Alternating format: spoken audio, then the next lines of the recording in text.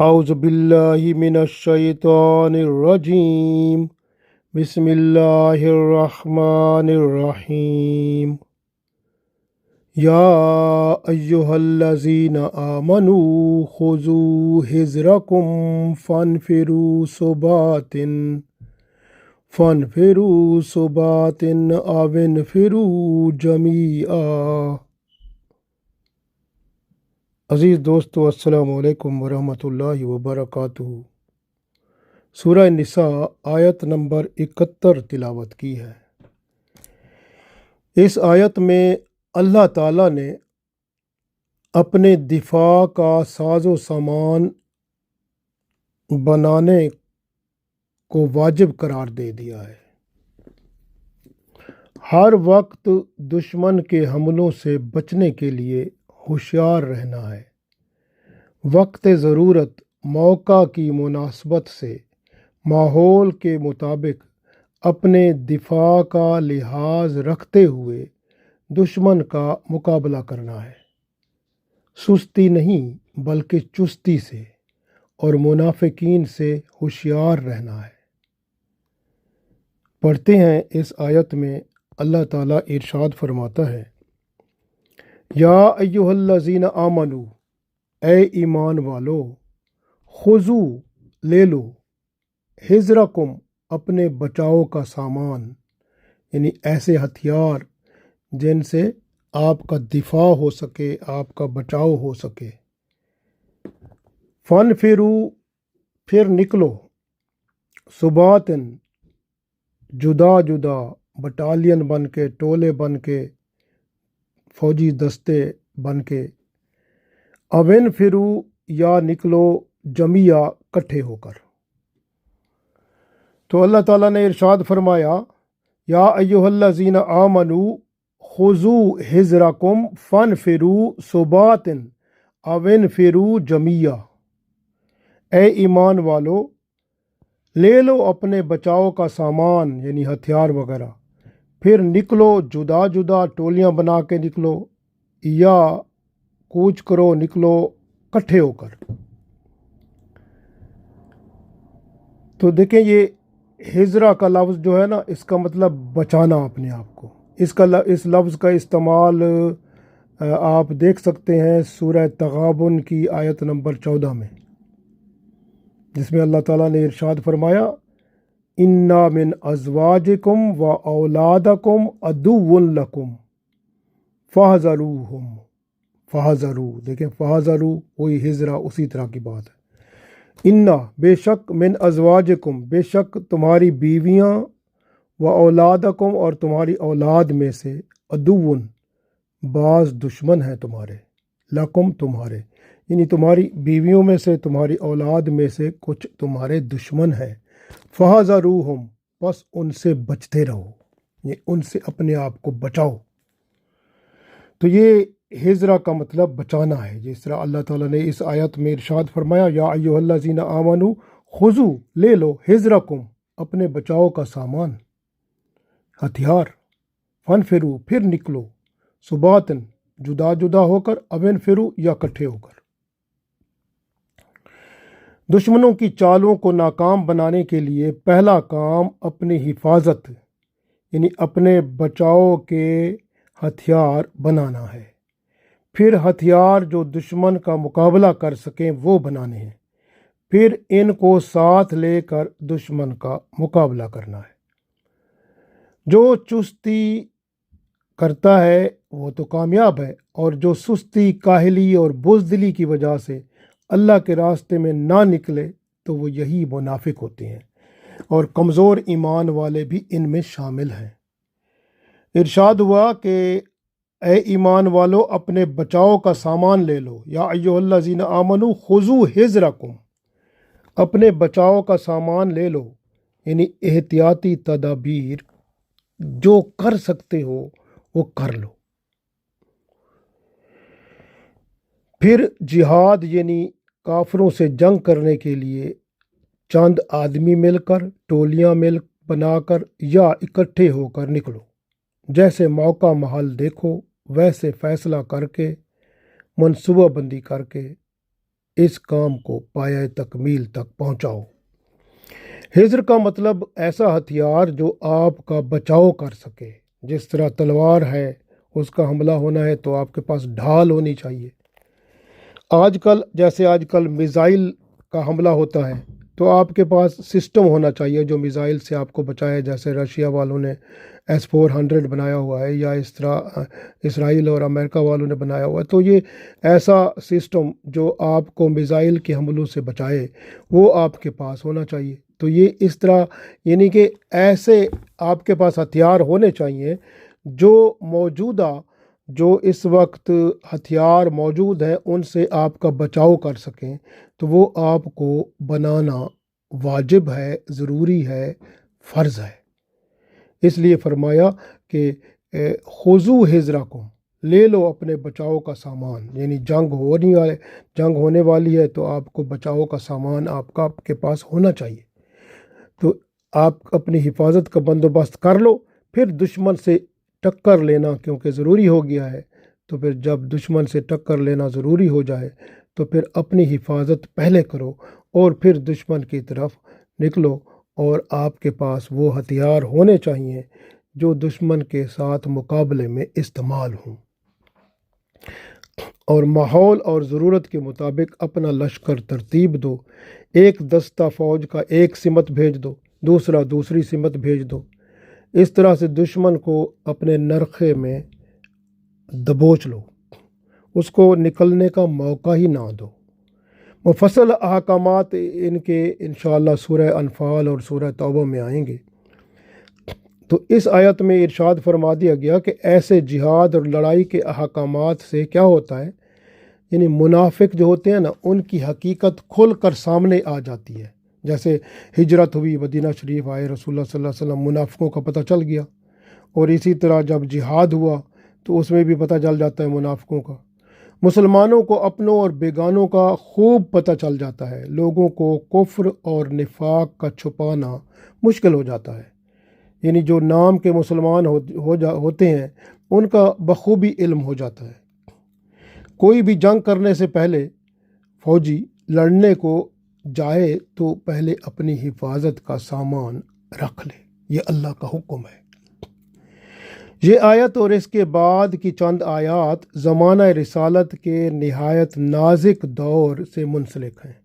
جس میں اسلام دشمن طاقتیں متحد ہو کر اسلام کو صفحہ ہستی سے مٹانے کے لیے پیش تھیں۔ یہودی، قریش مکہ اور گرد و نواح کے قبائل یہودیوں کو اکساتے تھے کہ تم حق پر ہو، اسلام جدید مذہب ہے، وہ باطل ہے، استغفر اللہ، نعوذ باللہ، تم اپنے مذہب کا دفاع کرو، ہم تمہارا ساتھ دیں گے۔ اسی طرح جب جنگ احد میں مسلمانوں کو شکست ہوئی تو ان سب کی ہمتیں بڑھ گئیں، تو تمام قبیلے ایک ہو گئے اور قریش کے ساتھ مل گئے، یہودیوں کے ساتھ مل گئے، سب ایک ہو گئے، اور ان کا مقصد کیا تھا کہ مسلمانوں کا خاتمہ کر لیں۔ اور منافق جو تھے انہوں نے ان کا پورا ساتھ دیا،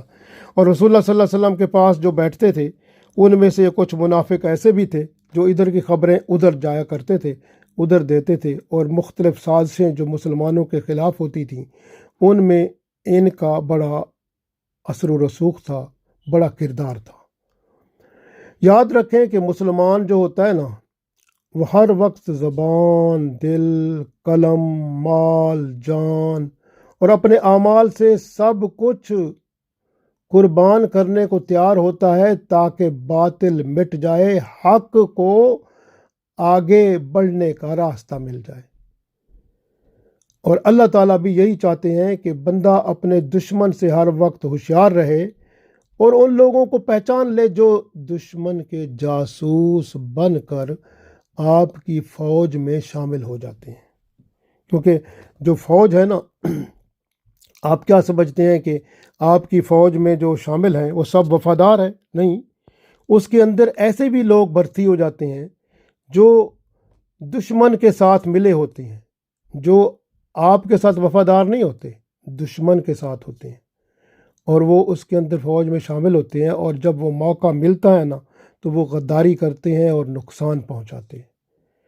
تو یہ چیزیں اب بھی موجود ہیں، یعنی ایسے لوگ منافق موجود ہوتے ہیں۔ یہ منافق اندر کے دشمن ہوتے ہیں جو کہ دشمن سے ساز باز کر چکے ہوتے ہیں اور زیادہ سے زیادہ نقصان پہنچانے کے لیے موقع کی تلاش میں رہتے ہیں۔ جنگ احد میں مسلمانوں کو معلوم ہو گیا کہ منافقین بھی ان کی صفوں میں موجود ہیں۔ مسلمانوں کی جو ایک غلطی ہو گئی تھی تو وہ رسول اللہ صلی اللہ علیہ وسلم نے جو فرمایا تھا کہ وہ صاحب ادھر درے پر موجود رہیں، تو وہ مال غنیمت کی طرف اگر وہ چل پڑے تو پیچھے صحابہ کتنے 70 بڑے بڑے صحابہ شہید ہو گئے۔ تو اس شہادت کو اور اس بھگدڑ کو اور پھر مسلمانوں کی جو شکست کی صورتحال تھی، اس نے ان کافروں کو اور مدینہ کے قرب و جوار میں جو یہودی رہتے تھے یا مخالف قبائل تھے، ان سب کو موقع ملا کہ وہ اکٹھے ہو کر قریش مکہ کے ساتھ اور یہودیوں کے ساتھ مسلمانوں کے خلاف حملہ کریں اور ان کو دنیا سے مٹا دیں۔ یعنی انہوں نے اتنا پروگرام بنا لیا تھا۔ رسول اللہ صلی اللہ علیہ وسلم کے سامنے یہ سب مسائل درپیش تھے، تو اللہ تعالیٰ نے مکمل ہدایات عطا فرمائیں، کیونکہ اس وقت جو مسائل تھے رسول اللہ صلی اللہ علیہ وسلم کے پاس، اس میں سے میں آپ کو ذرا بتاتا ہوں۔ پہلی بات یہ تھی کہ مسلمان جو تھے، اس میں ان مسلمانوں میں کچھ ایسے لوگ بھی موجود تھے جو دشمنوں کا مقابلہ کرنے کے لیے تیار ہی نہیں تھے، اور کچھ لوگ ایسے تھے جو افواہیں اور پروپیگنڈا کر کے مسلمانوں میں انتشار پھیلا رہے تھے، اور کچھ لوگ مسلمانوں میں مختلف قسم کے شکوک و شبہات پیدا کر رہے تھے، اور کچھ لوگ ایسے بھی تھے جو رسول اللہ صلی اللہ علیہ وسلم کے سامنے جہاد کے لیے تو پیش تھے، مگر آپ صلی اللہ علیہ وسلم کے پیچھے وہ مسلمانوں کے خلاف سازشوں کے جال پھیلا رہے تھے۔ منافقین یہودیوں اور مشرکین کی ہدایات کے مطابق مسلمانوں میں تفرقہ پھیلانے میں سرگرم تھے، اور کچھ مسلمان ان کے بہکاوے میں آ بھی گئے تھے۔ تو یہ حالت تھی رسول اللہ صلی اللہ علیہ وسلم کے سامنے۔ تو اس وقت اللہ تعالیٰ نے فرمایا، یا ایھا الذین آمنوا خذوا حذرکم، اے ایمان والو اپنے بچاؤ کا سامان تیار کر لو، اور پھر فنفروا، پھر نکلو، ثباتن، جدا جدا ہو کر، انفروا جميعا، یا ایک کٹھے ہو کر دشمن کا مقابلہ کرو۔ میں اللہ تعالیٰ نے فرمایا میں مدد کروں گا، آپ جاؤ بسم اللہ کرو۔ اس لیے اللہ تعالیٰ نے ارشاد فرمایا، لڑائی میں جاتے وقت اپنا بچاؤ کا ہتھیار، ڈھال وغیرہ لے کر جانا، جس طرح دشمن اپنے بچاؤ کا سامان رکھتا ہے۔ مسلمانوں کو حکم ہوا کہ وہ اس سے بہتر بچاؤ کا سامان رکھیں،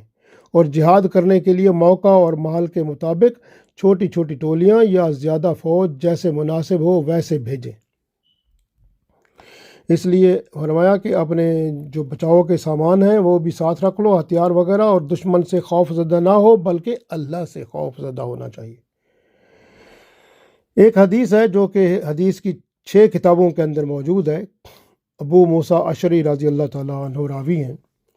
کہ رسول اللہ صلی اللہ علیہ وسلم نے ارشاد فرمایا، شرعی جہاد وہ ہے، یعنی جہاد جو شریعت کے مطابق حق ہے،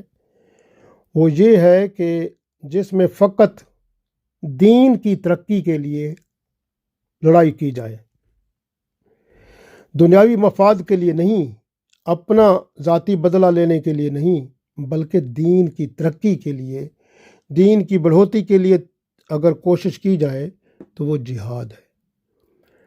ابو ہریرہ رضی اللہ تعالیٰ عنہ روایت کرتے ہیں کہ رسول اللہ صلی اللہ علیہ وسلم نے ارشاد فرمایا کہ نیک نیتی سے دین کی لڑائی لڑنے والوں کو ہر طرح کا فائدہ ہے، جان دے دیں تو اللہ کی راہ میں تو جنت کما لیں گے، بچ کر آئیں گے تو آخرت کا اجر علیحدہ ملے گا اور جنت بھی ملے گی، اور لوٹ کا مال یعنی کہ مال غنیمت بھی ہاتھ آئے گا۔ تو مسلمانوں کو فائدہ ہی فائدہ ہے، لیکن افسوس کا مقام یہ ہے آج مسلمانوں میں ایمان کی قوت نہیں ہے۔ ان کے پاس وسائل ہیں، ان کے پاس ضروریات جو ہوتی ہیں وہ سب موجود ہیں، ٹیکنالوجی کے لیے یہ مغرب اور امریکہ پر انحصار کرتے ہیں، جبکہ خود ریسرچ اینڈ ڈیولپمنٹ نہیں کرتے، نہ ہی کچھ اس طرف رجحان ہے، بلکہ منفی جو معاملات ہیں جن میں نقصان ہوتا ہے اس طرف یہ زیادہ خرچ کرتے ہیں، اور جہاں پر جو ان کی حفاظت اور ڈیفنس کا جہاں دار و مدار ہے وہاں اس طرف یہ توجہ ہی نہیں کرتے، اور دوسروں سے ٹیکنالوجی لیتے ہیں، اور دوسرے جو ہیں ان کو ٹیکنالوجی وہ دیتے ہیں جو ان سے تھرڈ کلاس ہوتی ہے، جو گئی گزری ہوتی ہے وہ دیتے ہیں۔ ماڈرن ٹیکنالوجی کون دیتا ہے؟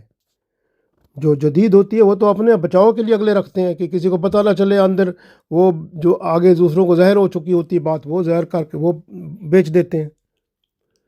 اس لیے جو ہے نا یہ اللہ تعالیٰ نے حکم دیا کہ خود اپنی ریسرچ اینڈ ڈیولپمنٹ کا ڈپارٹمنٹ بناؤ، اور خود جو ہے انوویشن کرو، انوینشن کرو، نئے نئے نظریات بناؤ، نئی نئی وہ ایجادات بناؤ، اور پھر خود ہی دشمن کو بھگاؤ، اور ان کے لیے ایسا یعنی دفاع کا نظام اتنا بہترین بناؤ کہ ماشاء اللہ اللہ اور اس کے رسول صلی اللہ علیہ وسلم خوش ہو جائیں، کیونکہ رسول اللہ صلی اللہ علیہ وسلم نے فرمایا تھا کہ جان لو جنت تلواروں کے سائے کے نیچے ہے۔ تو اس لیے اہل طاغوت نے بڑی بڑی تدبیریں کی ہیں کہ مسلمانوں کو ملیہ میٹ کر دیں، مگر اللہ نے ان سب کو ملیہ میٹ کر دیا اور مسلمانوں کو عزت دی۔ اسلامی دنیا میں وسائل موجود ہیں، میں نے عرض کیا ٹیکنالوجی نہیں ہے، یہ محتاج ہیں، خود آگے بڑھنے کو تیار نہیں ہے، بلکہ نیوکلیئر ٹیکنالوجی ہو، لیزر ٹیکنالوجی ہو، میزائل ٹیکنالوجی ہو، اسپیس ٹیکنالوجی ہو، فوٹون ٹیکنالوجی ہو، نیان ٹیکنالوجی ہو، یعنی آپ دیکھ لیں کوئی بھی ٹیکنالوجی ہو، یہ مغرب کی طرف، امریکہ کی طرف یہ ان کا خیال ہوتا ہے، لیکن وہاں اپنا جو ریسورسز ہیں، اپنے ذرائع ہیں، اپنا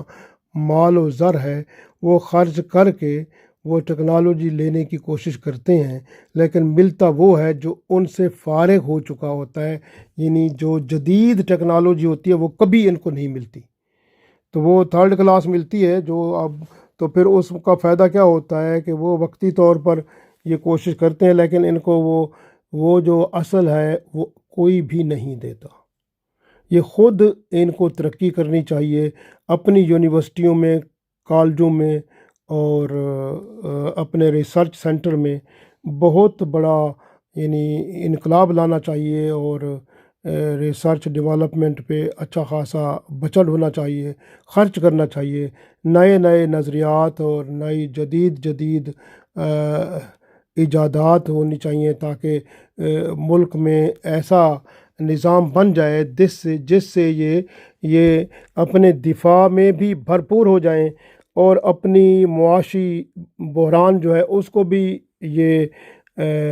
قابو میں کر لیں اور اس پر حاوی ہو جائیں، اور اسی طرح ملک کی اقتصادی صورتحال کو بھی بہتر بنا لیں، اور روزگار کے لوگوں کو بھی بہت اچھے مواقع مہیا کر دیں، اور اپنے ملک کی باغ ڈور ایسے ہاتھوں میں آئے جو کہ اس نظام کو، جو اسلام کا نظام ہے، اگر اس کے مطابق ہو جائے، اور پھر اللہ اور اس کے رسول صلی اللہ علیہ وسلم کے حکم کے مطابق اگر ہم چل پڑیں تو ہم دنیا اور آخرت دونوں میں کامیاب ہو سکتے ہیں۔ اللہ تعالی ہم سب کو کامیاب فرمائے، آمین۔